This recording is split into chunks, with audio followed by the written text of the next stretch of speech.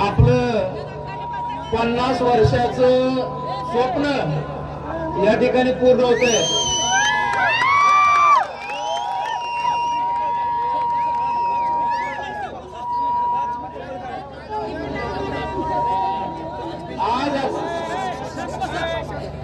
आज आपल्या सर्वसामान्यातला लढाऊ कार्यकर्ता या ठिकाणी आमदार म्हणून निवडून आलाय।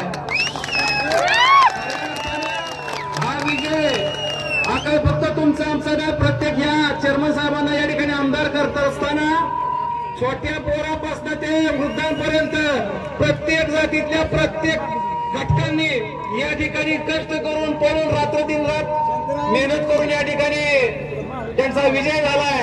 खऱ्या अर्थानं इतिहास घडवणारा हा विजय आपल्या म्हैसर तालुक्याच्या सर्व मतदारांना या ठिकाणी अर्पण केलाय। खरोखर आज दत्ताप्पांची उणीव या ठिकाणी मला भासते।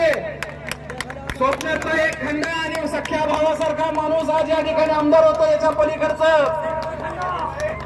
पलीकडचं कुठलं स्वप्न असू शकत नाही।